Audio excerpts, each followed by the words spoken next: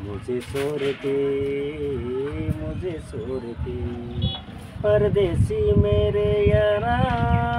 भूले न जाना। নামত আছে দুভৰি পিছে হাতত চেণ্ডেল পিন্ধিহে কৰে অহা যোৱা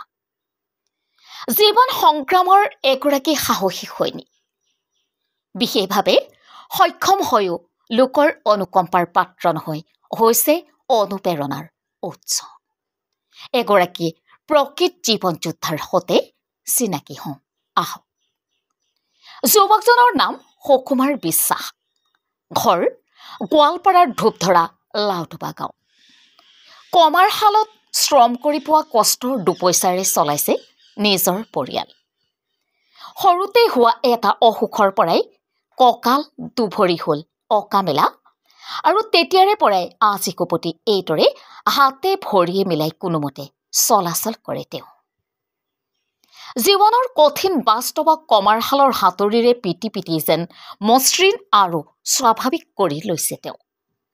ঘৰৰ পৰা কৰ্মক্ষেত্ৰলৈ প্ৰায় 1.5 কিলোমিটাৰ পথ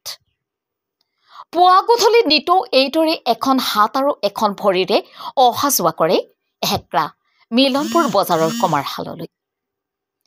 সদা ব্যস্ত ৰাজপথৰ দাঁতিয়েদি কিম্বা পথাৰেৰে পোনাই কৰ্মক্ষেত্ৰলৈ লোকৰ কমাৰশালত শ্ৰম কৰিও মনত যেন অপাৰ আনন্দ সুকুমাৰ বিশ্বাসৰ চৰ্চা নাথাকিলেও আনন্দতে গালে হিন্দী গীতৰ এটি কলি কিছু বছৰৰ পূৰ্বে চৰকাৰৰ পৰা এখন ট্ৰাইচাইকেল লাভ কৰিছিল যদিও সেইখনো বিকল হৈ থাকিল অৱশ্যে মাহে 1250 টকাৰ বিকলাংগ পেঞ্চন এটা পায় তেওঁ পেঞ্চন আৰু শ্ৰমৰ মজুৰিৰে সুখেৰে চলি আছে সুকুমাৰ বিশ্বাসৰ পৰিয়ালটো তেওঁৰ আত্মবিশ্বাস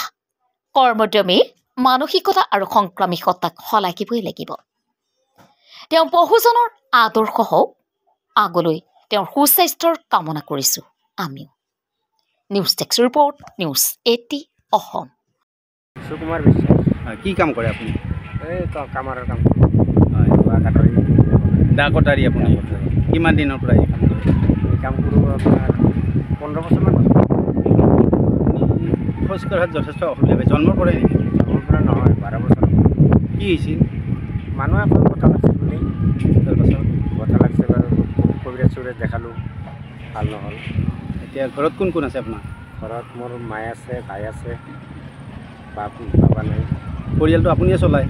নাই পৰিয়ালটো মানে আমাৰ ঘৰৰ ফেমিলিতে আহে আৰু এইবিলাক চব বেলেগ অঁ মানে আপুনি বিবাহিত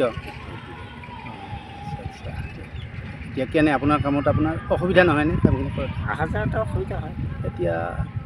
যথেষ্ট কষ্ট হয় ঘৰৰ পৰা আহোঁতে হয় সেইটো চাইকেল টাইকেলটো চলাব নোৱাৰে আপুনি এই তিনিচকীয়া চাইকেল পোৱা নাই নেকি তিনিচকীয়া চাইকেল এটা পাইছিলোঁ বহুত দিন আগত তাৰপাছত ভাঙি চাঙি গ'ল ভাঙি চাঙি যোৱাৰ পাছত খেলি দিলোঁ এতিয়া আপুনি এনেকৈ অহা যোৱা কৰে সেইকাৰণে এনেকৈ যেতিয়া ৰাতি বন্ধ কৰে দোকান তেতিয়া কেনেকৈ যায় এনেকৈ যায় এনেকৈ যায় কোনোবাই ধৰি নিব লাগেনে নিজেই নাই এনেকৈ নিজে যায় গাড়ী মটৰ আহিলে ৰাস্তাত অসুবিধা নহয় অসুবিধা হয় থিয় হৈ থাকিব লাগে ৰাস্তাৰ ইফালে গাড়ী মটৰ যোৱাৰ পাছতে যাব লাগে বাকী বিশেষ অসুবিধা একো নাই নাই বেলেগ কাম কৰাৰ সময়ত আপোনাৰ অসুবিধা নহয়